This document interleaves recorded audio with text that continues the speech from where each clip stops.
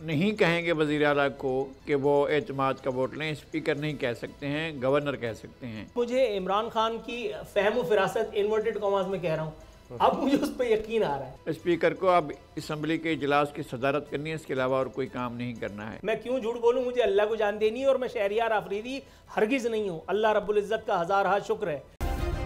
Subscribe करें और bell दबाएं ताकि कोई खबर रह न जाए।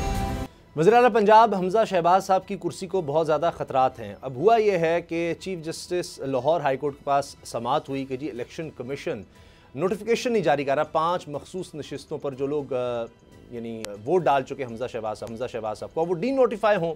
इलेक्शन कमीशन को बुलाया गया, उनसे chief justice Lahore high court ने पूछा जी क्यों कार्रवाई नहीं की जा रही। उन्होंने कहा जी कि जी जवाब हमने इसका भी आया है, नून लीग के एतराज़ आ गए हैं इस पर कि नोटिफिकेशन ना जारी किया जाए, तो हम दोनों को सुनेंगे। और फिर अब 2 जून को फैसले का कह दिया है हाई कोर्ट ने कि इलेक्शन कमीशन पर फैसला दे। अब अगर ये 5 लोगों के डी नोटिफाई होने का नोटिफिकेशन आ जाएगा तो फिर जो नज़र आ रहा है वो ये कि जी तहरीक इंसाफ फौरी तौर पर 5 और लोग इनकी जगह पर जो मखसूस नशिस्तों पर आते हैं, जिनमें ख़वातीन हैं और अक़लियती अरकान हैं, उनको नोटिफाई किया जाएगा, वो बन जाएंगे। तो फिर ख़तरा असल ये है कि फिर फौरी तौर पर कॉन्फ्रेंस का वोट लेने का कह सकते हैं स्पीकर पंजाब असम्बली और परवेज़ इलाही साहब, और उसके बाद ये हो सकता है, मुमकिन है कि मेजॉरिटी साबित ना कर सकें और एक फिर नया मसला क्राइसिस खड़ा हो जाएगा कि जी फिर अब वज़ीर आला कौन होगा। फिर देखा जाएगा वोट किसके पास ज़्यादा हैं, क्योंकि 186 वोट तो नहीं रहेंगे हमजा साहब के पास, क्योंकि पहले ही मुनव्वर फ़राकीन डी नोटिफाई हो चुके हैं। लगारी साहब, कितना ख़तरा आप देख रहे हैं हमजा शहबाज साहब की वजारत को या वजारत आला को, या आपको लगता है कि ये जो दरिया है आग का, ये भी अबूर कर लेंगे? कल गवर्नर हल्फ उठा चुके हैं जनाब बलीगुर रहमान साहब। जनाब बलीगुर रहमान साहब बहावलपुर के एक बहुत ही अहम इल्मी खानवादे के होनहार नौजवान हैं और इनके वालिद, इनके दादा, इनके नाना, इनका पूरा ख़ानदान बहुत इल्मी ख़ानदान है। और ये नहीं कहेंगे वज़ीर आला को कि वो एतमाद का वोट लें। स्पीकर नहीं कह सकते हैं, गवर्नर कह सकते हैं। ठीक, स्पीकर को अब असम्बली के इजलास की सदारत करनी है, इसके अलावा और कोई काम नहीं करना है।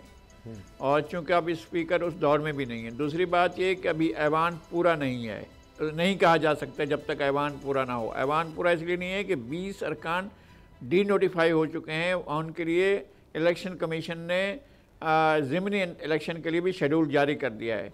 और ज़िमनी इलेक्शन होने के बाद जब ऐवान पूरा हो जाएगा तो फिर उसके बाद फैसला होगा कि तारीख अदम एतमाद लाई जाए या कोई और सूरत अख्तियार की जाए। अगर ये तवक्को गवर्नर से की जाए, सदर साहब ने कल ये मामला हल कर दिया है, उनकी मुश्किल आसान कर दी है कि उन्होंने गवर्नर का तकर्रुर करने की मंजूरी दे दी और गवर्नर साहब ने अपनी जिम्मेदारियाँ संभाल ली हैं। मुझे नहीं लगता है कि अब कोई उनसे ये कहेगा कि अपनी अक्सरियत साबित करें, गवर्नर की तरफ से तो ये नहीं कहा जाएगा। सही। नूर आरिफिन, आपको क्या लगता है कि नज़र आ रहा होगा कि भाई इनके पास मेजॉरिटी नहीं है, क्राइसिस तो क्रिएट हो जाएगा और फिर जिस तरह लगारी साहब सही फरमा रहे हैं, इलेक्शन होंगे, उसके बाद फिर अगर इतनी तादाद में लोग आ जाएंगे, जिस तरह हमने इमरान खान साहब के खिलाफ कौमी असम्बली में देखा, तो आप वो होता देख रहे हैं हमजा साहब के खिलाफ? नहीं, मुझे ईमानदारी की बात है, मैं लगारी साहब की बात को सेकंड करूँगा। मुझे सिर्फ परवेज़ इलाही साहब पर तरस आ रहा है। मुझे सिर्फ उम्र के आखिरी हिस्से में जो उन्होंने अपने पेट पर खुद ही उछल करके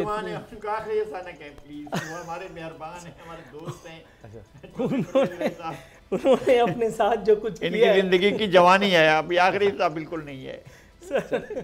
चलो उम्र के हिस्से में अपने साथ जो कुछ किया है, चलिए उम्र के हिस्से में कह लीजिए, उन्होंने जो कुछ किया है मुझे बस उस पर तरस आ रहा है। बहरहाल मैं पहले भी ये बात कर चुका हूँ। वैसे वो चीफ मिनिस्टर होते इस वक्त, अगर ये सारी सूरत हाल ना होती बिल्कुल तो इस वक्त चीफ मिनिस्टर वही होते। खैर, वक्त गुजर गया है वो। तो अभी तो मुझे उनसे इज़हार रंजो गम करने के अलावा और कुछ नज़र नहीं आ रहा। बलीगुर रहमान साहब की आमद जो है वो नेक शगुन है। दूसरा, जो आरिफ अलवी साहब ने यू टर्न लिया है, इसका मतलब है कि मामलात सेटल्ड हो चुके हैं। अब पंजाब में कम अज़ कम ये वाला क्राइसिस जो है वो मुझे तो नज़र नहीं आ रहा कि ये तवालत पकड़ेगा। हाँ, इंतज़ामी बहरान जो दिन ब दिन विफाक और यानी पंजाब में और दीगर सूबों में उभरता चला आ रहा है, वो अपनी जगह हनूज़ बरकरार है। और ये जो टिकट्स का होगा, जो मुझ तक खबरें हैं वो ये कि इस पर भी काफ़ी बहस हो रही है, क्योंकि वादे किए गए थे कि जी नून लीग की टिकट मिलेगी। अब नून लीग के भी बहुत से लोग हैं जो उम्मीदवार हैं, ये भी एक मसला बनेगा। और फिर जो हालात चल रहे हैं इस पर भी तो नूर आरिफीन मुश्किल हो जाएगा, आसान तो नहीं होगा इस वक्त नून लीग के लिए इलेक्शंस जीतना, क्योंकि जो हालात चल रहे हैं, जब तक ये जुलाई में इलेक्शंस होंगे, अल्लाह करे कि पाकिस्तान के हालात बेहतर हो जाएं, लगता तो नहीं है, क्योंकि अभी तो गैस की कीमतें बढ़नी हैं, पेट्रोल, बिजली, तो उसके असरात इलेक्शन में तो नज़र आ सकते हैं। देखिए, मैंने बहुत पहले कह दिया था आपको, अगर शायद याद हो, कि इलेक्शन 1 साल से पहले नहीं होंगे। नहीं, ज़िमनी इलेक्शन, ज़िमनी इलेक्शन, ये जो DC2 है उन पे ज़िमनी इलेक्शन, आप ज़िमनी इलेक्शन की बात कर रहे हैं, मैं जनरल इलेक्शन की बात कर रहा हूँ। ज़िमनी इलेक्शन में मैं जनरल इलेक्शन की तरफ जा रहा हूँ। मैं कह रहा हूँ कि आपको पता है, अब मुझे इमरान खान की फहम व फिरासत इन्वर्टेड कॉमास में कह रहा हूँ, अब मुझे उस पर यकीन आ रहा है। अजीब सी बात है, लेकिन जिस किस्म के फैसले अभी हुए हैं ना, ज़िमनी इलेक्शन में भी नतीजा मुझे नून लीग के फेवर में आता नजर नहीं आ रहा भाई। मैं क्यों झूठ बोलूं, मुझे अल्लाह को जान देनी है, और मैं शहरियार आफरीदी हरगिज़ नहीं हूँ। अल्लाह रब्बुल इज़्ज़त का हज़ार हाथ शुक्र है कि मैं नूरुल आरफीन हूँ, और मैं नूरुल आरफीन ही भला। लेकिन इस वक्त जो कुछ कुल करम इन्होंने कर दिए हैं ना, उसके बाद अब मुझे हालत बहुत बुरी लग रही है। और अगर फिल फौर खुदा न खास्ता जनरल इलेक्शन का ऐलान हो गया, तो आप सोच लीजिए कि फिर किस लेवल की बेरोजगारी फैलेगी इन तमाम सियासी जमातों में। ज़िमनी इलेक्शन में मुझे तो कोई खास उम्मीद नहीं है। लगारी साहब, आप क्या देख रहे हैं, ज़िमनी इलेक्शंस अगर होते हैं तो उसमें क्या होगा? क्योंकि अब तहरीक इंसाफ भी कह रही है, बड़ी दिलचस्प बात है आप वाली बात, कि वो इस्तीफ़ों का मामला शायद वापस वो आ जाएं। अभी तक तो इमरान खान साहब ने जो कुछ नौजवानों से बात की, उन्होंने कहा सवाल ही पैदा नहीं होता, ये ट्रैप है। मगर ज़िमनी इलेक्शन के लिए जा रहे हैं, तो ये जो ज़िमनी इलेक्शन होंगे, इसमें आप कैसी पोजीशन देख रहे हैं अब मौजूदा हुकूमत की, नून लीग की, खासतौर पर पंजाब की अगर बात करें तो? मेरे ख्याल में हम 10-15 दिन इंतज़ार कर लेते हैं, कारकर्दगी को और जांच लेते हैं, और फिर उसके बाद पैमाना मुकर्रर करेंगे। क्या फिर अलीम खान हार जाएंगे या सईद अकबर नोमानी हार जाएंगे? इन लोगों के बारे में, जिन लोगों का मुझे पता है कि कौन कौन किस किस सीट पर है, और इन 20 अरकान के बारे में मुझे नहीं लगता है कि ये हार जाएंगे। ये वो लोग हैं जो हमेशा जीतते रहते हैं।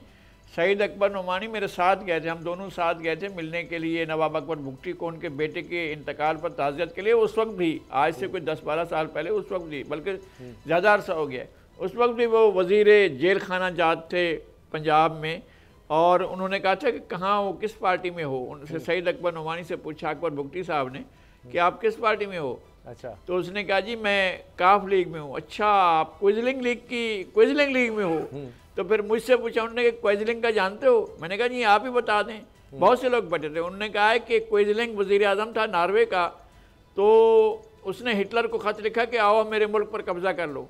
ये ऐसी पार्टी है जो दावत देती है हुक्मरानों को, जो ताकतवर लोगों को, आओ हमारे ऊपर कब्ज़ा कर लो। तो ये उस पार्टी की, और ये सारे उस पार्टी के हैं जो क्विजलिंग लीग है ना, जो बादशाहों की पार्टी होती है। तो इनको कोई नहीं हराता है, ये खुद आ जाते हैं किसी ना किसी तरीके से। लेकिन इस दफ़ा तो दिलचस्प है, क्योंकि हैं तो ये तहरीक इंसाफ की सीट्स, लेकिन अब इनकी ज़रूरत है नून लीग को, और नून लीग के टिकट पर ज़्यादातर होंगे।